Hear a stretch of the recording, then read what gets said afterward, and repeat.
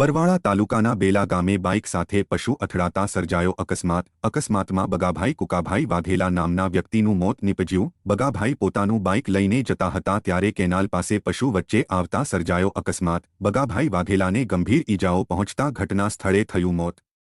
મૃતદેહને પોસ્ટમોર્ટમ માટે બરવાળા હોસ્પિટલ ખસેડેલ. ઘટનાની જાણ થતાં મૃતકના સગા સંબંધીઓ હોસ્પિટલ પહોંચ્યા જ્યારે પોલીસ કાફલાએ ઘટના સ્થળે પહોંચી તપાસ હાથ ધરી.